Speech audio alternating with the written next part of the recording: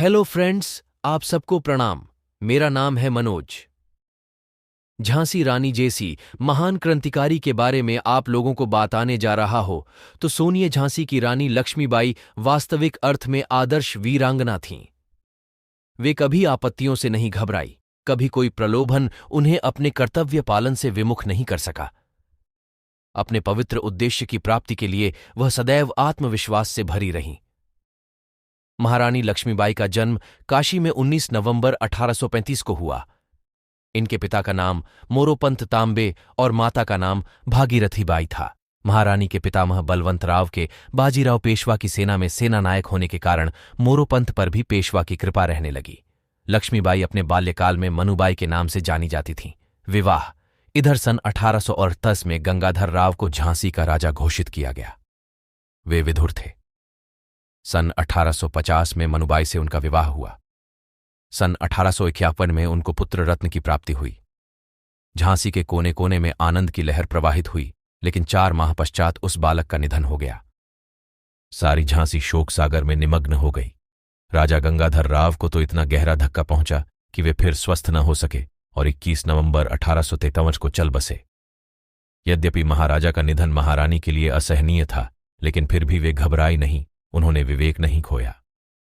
राजा गंगाधर राव ने अपने जीवन काल में ही अपने परिवार के बालक दामोदर राव को दत्तक पुत्र मानकर अंग्रेजी सरकार को सूचना दे दी थी, परंतु ईस्ट इंडिया कंपनी की सरकार ने दत्तक पुत्र को अस्वीकार कर दिया। संघर्ष 27 फरवरी 1854 को लॉर्ड डलहौजी ने गोद की नीति के अंतर्गत दत्तक पुत्र दामोदर राव की गोद अस्वीकृत कर दी और झांसी को अंग्रेजी राज्य में मिलाने की घोषणा कर दी।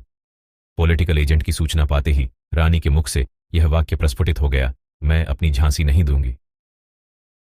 7 मार्च 1854 को झांसी पर अंग्रेजों का अधिकार हुआ। झांसी की रानी ने पेंशन अस्वीकृत कर दी, नगर के राजमहल में निवास करने लगी। यहीं से भारत की प्रथम स्वाधीनता क्रांति का बीज प्रस्फुटित हुआ।